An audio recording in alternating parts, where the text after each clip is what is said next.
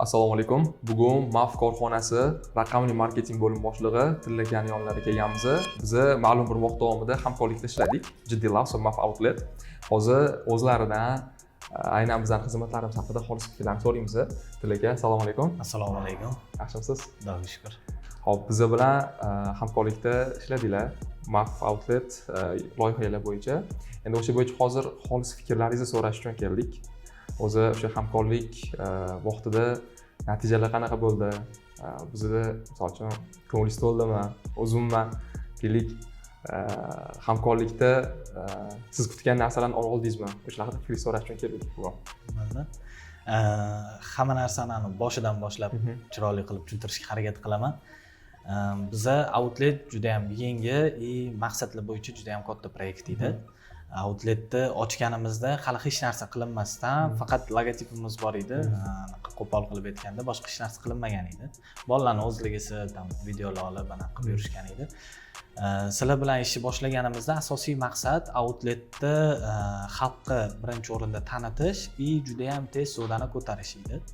Asosiy maqsad bitta so'z bilan aytganda aniq birinchi maqsadimizga bittada erishdik. O'shaning uchun ko'ngil to'q, Xudoga shukr, hammasi zo'r bo'ldi. Proyektni boshlab oldik, sekin-sekin sodalarni ko'tarib. Eng glavnisi sizlar bilan ishlashni eng katta plusi ko'p in-house bolalar bilan ham, ko'p agentstva bilan ham ishlaganmiz. Ko'pchilik agentstvalarda strategiya degan narsa yo'q, bor bo'lsa ham faqat qog'ozda o'zida-da. Keyin ketma-ketlik buzilib ketadi. Har xil anaqa bahonalar yoki cho'zilishlar juda ham ko'p bo'ladi. Sizlar bilan ishlashni eng zo'r tomoni shu birinchi kunning o'zidan biz maqsadlarni aniq qo'yganmiz. Nima ishlar qilinishi kerak, qanaqa strategiya qilinadi, nima yo'nalish bo'yicha aniq ketamiz. O'sha yo'nalish bo'yicha xuddi o'sha rejimda ishlandi. O'shanga yarasha Xudoga shukr rezultatni ham ko'rdik. Zo'r. Fikrlar uchun rahmat. O'zi boshida aytdingiz-ku, boshidan boshlasak, men hozir eslolmayman siz bilan birinchi uchrashuvlarimizda qanaqa bo'lgan. O'sha men bitta переговор deymiz-ku, biz endi o'zdan tilda. O'sha kelishuvlar paytida siz maqsadlaringizni aytdingiz. Keyin men sizga aytdimki, men sizga tijoriy taklif tayyorlab beraman dedim. Va biz komanda bilan o'sha brieflarni, sizlar bilan olingan deylik, ham o'sha fikrlarni deylik, A nuqtani B nuqtaga rejalarni yaxshilab analiz qildik va sizga tijoriy taklif tashlab berdik, olib kelib ko'rsatdik. O'shandagi gapingiz esimda, hamkorlikni o'zi boshlashi sababi ham mana shu bo'lgan edi-da, siz aytishingiz bo'yicha.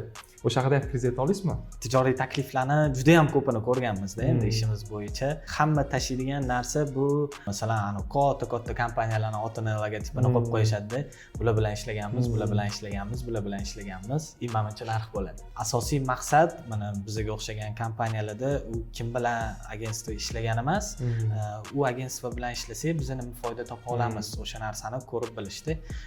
Sizlarni tijoriy anaqalarda biz bittada o'sha narsa ko'ringanda, qaysi firmalar, qaysi anaqalar bilan ishlangan emas, ular ham bor, lekin juda ham keyingi planlarda-da ular. Lekin eng glavniy maqsadlar bizdan so'ralgan so'rovlar bittada hammasi berilgani uchun juda ham ko'p kandidatlarning orasida bittada tanlaganmiz.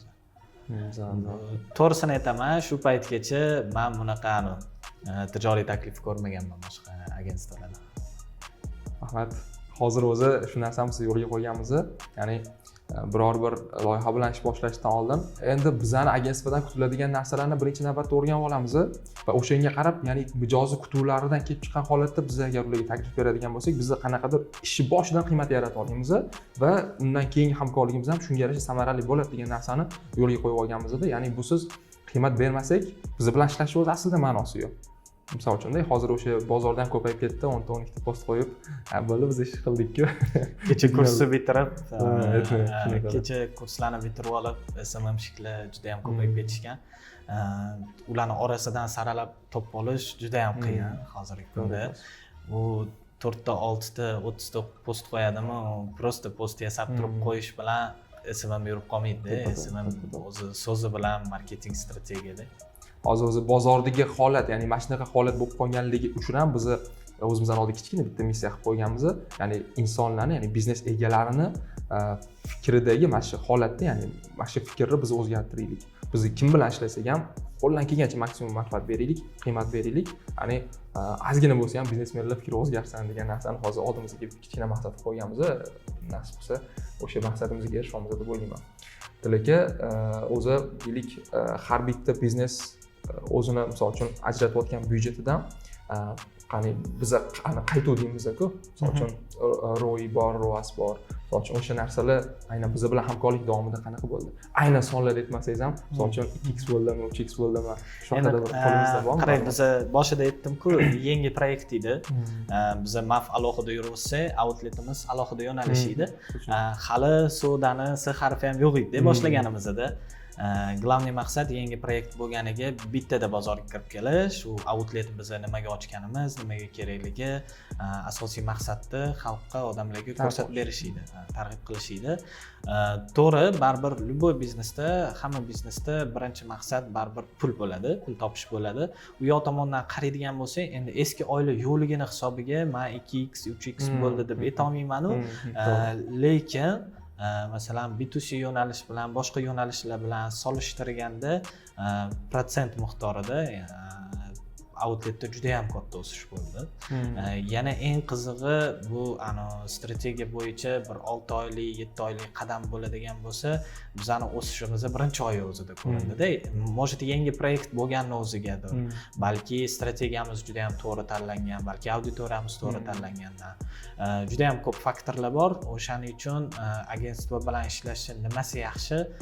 Bu tomondan har xil yo'nalishlarni bittada qamirib olasiz-da. Ya'ni bittada in-house'da masalan bitta SMMchikingiz faqat auditoriyaga ahamiyat beradi yoki targetolog faqat bunisini yig'ishga harakat qiladi. Agentствоda hamma tomonlardan qamirib olinganiga bittada ko'zingizga ko'rinadigan rezultat ola olasiz. Zo'r tushundim. Ya'ni asosiysi o'sha o'zingizlar kutgan natijaga biz qanaqadir ma'noda hissa qo'shgan bo'lsak, o'shanga xursand bo'lamiz. Aka, oxirgi savolim, Jiddiy Labs marketing agentligimizni boshqa, misol uchun biznes egalariga tavsiya qilgan bo'larmisiz? Albatta, aytayman-ku, men shu paytgacha yolg'on bo'lmasin bir 200 tadan oshiq tijorat shanaqalarini ko'rganman agentstvolardan. Lekin bir marta ham sizlardagini ko'rmaganman. Ishlash tomondan ham endi qolganlarni xafa qilib qo'ymaslik uchun sizlar nomer 1 deb aytolmayman-u, lekin rezultat bo'yicha masalan menda hali bunaqa rezultat bo'lmagan boshqa agentstvolar bilan. Xudoga shukr, shu kungacha yetib kelganimizga. O'shaning uchun ham men bemalol boshqa biznes egalariga yoki boshqa yo'nalishdagi o'zimning hamkasblarimga, marketingdagilarga bemalol tavsiya qila olaman. Rahmat katta. Biz ham o'sha ishonchlarni oqlashga qo'llangancha harakat qildik va bundan keyin ham xolis hamkorlikka tayyormiz, aka. Va boshqa biznes egalariga ham o'sha chin dildan chiroyli natijalar ko'rsatishga har doim harakat qilamiz. Joningizga sog' bo'lsin. Sizga xolis fikrlar uchun ham rahmat. Sizga ham rahmat. Baraka toping. Charchamang aka. Tashakkur.